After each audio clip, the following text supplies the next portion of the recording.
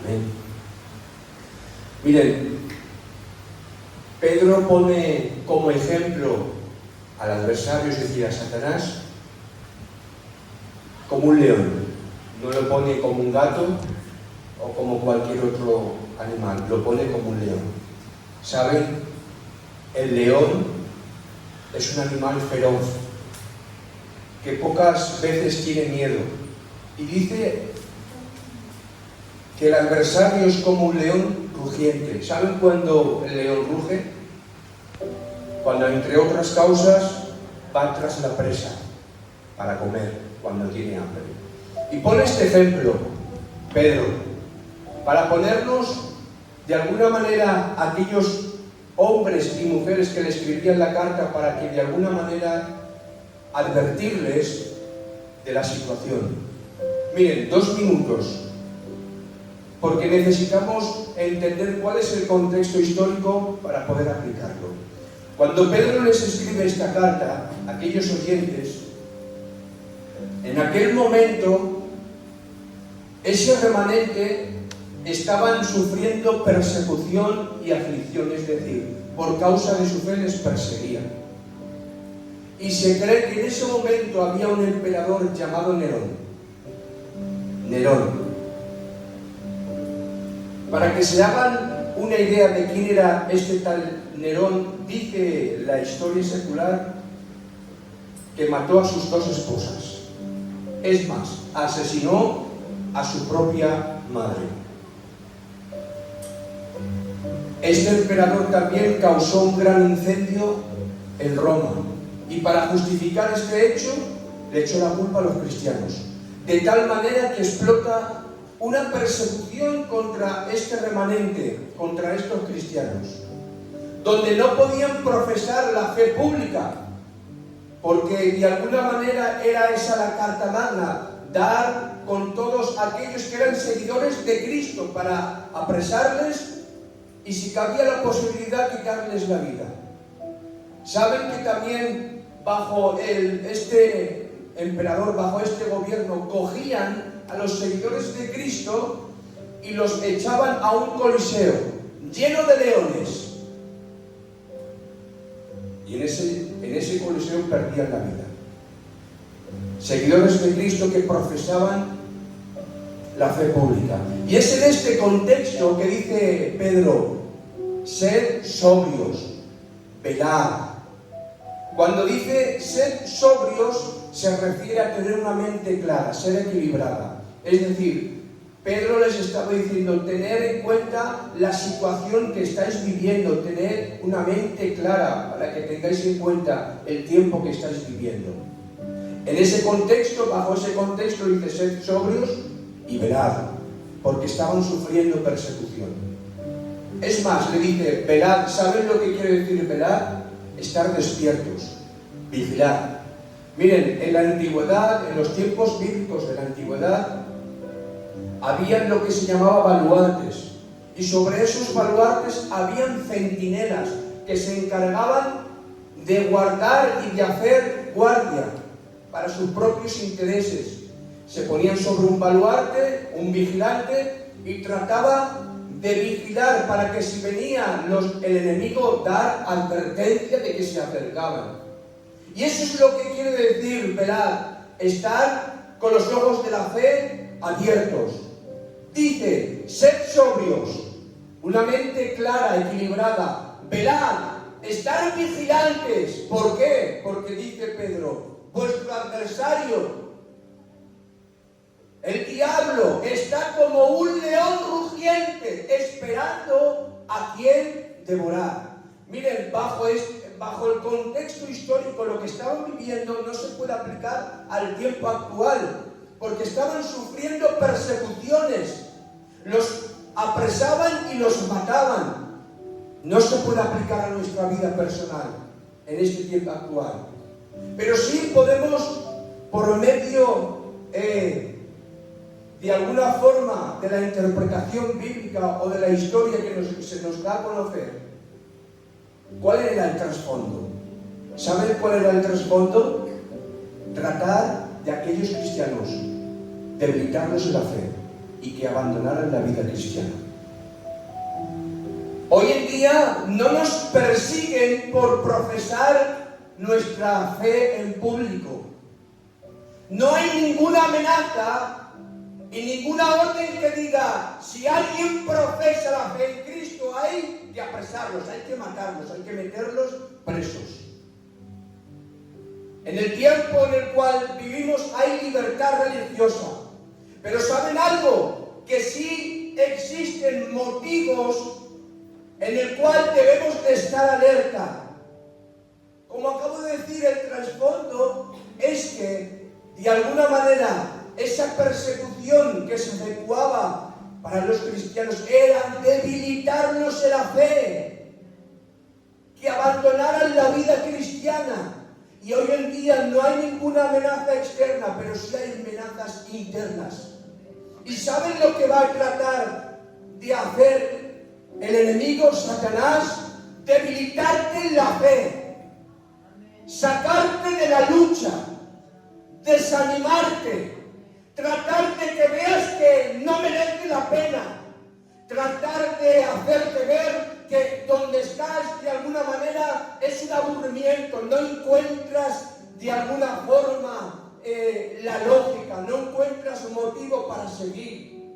Y hay veces que estos pequeños asuntos tal vez se convierten, o a nuestra forma de verlo vemos como cosas insignificantes, pero no es así. Miren, Satanás trabaja entre bambalinas, trabaja de manera oculta, de tal manera que no te enteras, con sigilo. ¿Saben lo que dice la Biblia? Que Satanás se viste como ángel de luz. Y su manera de trabajar es esa, con sigilo.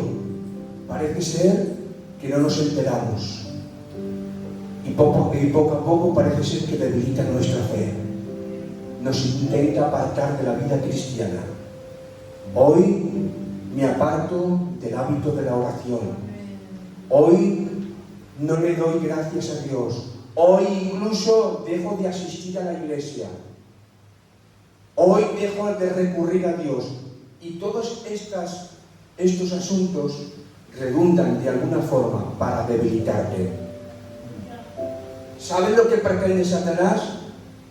No pretende quitarte la casa que tienes como prioridad.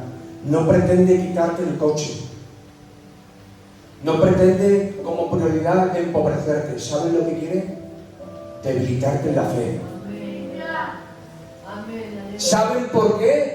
Porque cuando el hombre y la mujer ponen su mirada en Cristo, aunque todas las cosas se vuelvan en contra, pero debido a la fe que deposita en Dios, va a ocurrir un efecto. Que pueda caminar, que pueda seguir andando. Porque cuando ya no hay fe, ya no hay esperanza. Cuando ya no hay esperanza, ya se ha terminado todo. Por eso lo que intenta Satanás es debilitarte en la fe, apartarte de la lucha, apartarte de la vida cristiana.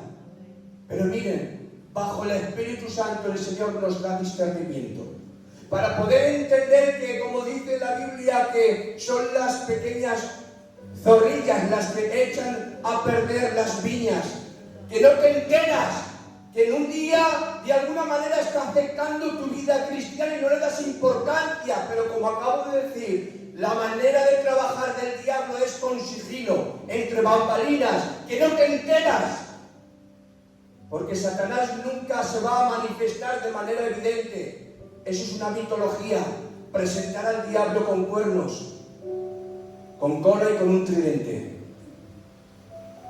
La Biblia dice que se viste como ángel de luz. Como ángel de luz se reviste. Lo que va a intentar el enemigo es debilitarte la fe. Qué bueno. Y ahora Pedro, teniendo la experiencia con el maestro, de aquellos 3 años que pasó Pedro con el maestro, había adquirido el conocimiento. para poder aplicar esta enseñanza, que de alguna manera el diablo lo que pretende es debilitarle en la fe y apartarle de la vida cristiana. Y Pedro, teniendo un antecedente con el Maestro, aquel texto que se encuentra en Lucas 22:31, que le dijo el Señor: Simón, Simón, he aquí Satanás os ha pedido para zarandearos como a trigo, pero yo he rogado por ti, para que tu fe no falte. Amén. ¿Se dan de cuenta?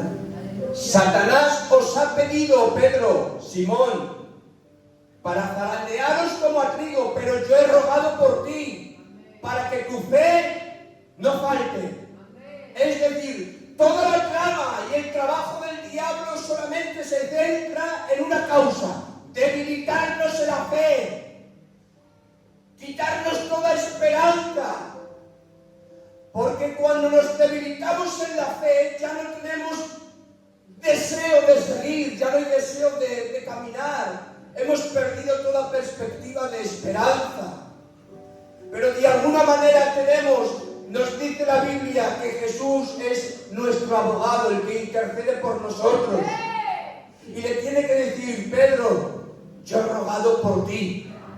¿Se dan de cuenta? Es Jesús quien rogó por los discípulos, para que la fe de los propios discípulos no faltara. Pedro también dice, compara la fe como un precioso oro. Aún es más valioso la fe que el precioso oro. Y la fe se prueba. Como el oro se prueba en el horno de fuego, así la fe se va a probar en tu vida cristiana. Porque es necesario probar si nuestra vida cristiana es de calidad o no es de calidad. ¿Y cómo se comprueba esto? Por medio de la aflicción, de las pruebas, para saber tú mismo, de alguna manera, qué es lo que hay en tu corazón. ¿Saben lo que dice también Historia Secular? Que había un obispo de Esmirna llamado Policarpo, discípulo de Juan, discípulo de Juan, el apóstol. Y ante la muerte decían aquellos que servían a aquel emperador: di que el César es el Señor y niega a Cristo. ¿Y sabe cuál fue la respuesta de este hombre llamado Policarpo? Dijo: durante 86 años he servido a Cristo y ningún mal he recibido de él. ¿Por qué pues he de negarlo? Y la historia dice que prefirió que lo echaran a la hoguera, es decir, morir quemado, antes que negar el nombre de Cristo. Iglesia del Señor, hoy no tenemos, como acabo de decir, no tenemos ninguna amenaza. Nadie te va a decir: si confiesas a Cristo vas a ir a prisión.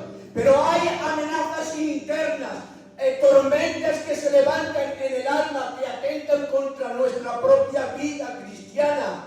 Los problemas se levantan, las dificultades, las aflicciones, pero tengo que darte un mensaje del día de hoy.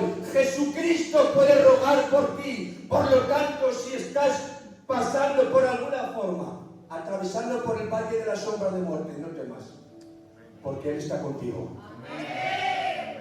Jesús está contigo. Se levantan de alguna forma las amenazas internas, aquellas cosas que son de carácter espiritual, que intentan el enemigo, como acabo de decir, sacarte de la lucha. Eso es lo que pretende el enemigo: sacarte de la lucha, debilitarte la fe, que no continúes en tu vida cristiana. Por lo tanto, ten este concepto muy claro, Iglesia del Señor. Aquellas cosas que tal vez no tienen importancia, sí la tienen.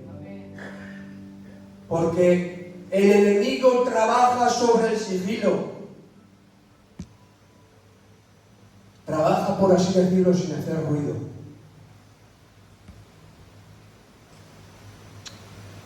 El diablo se viste como ángel de luz.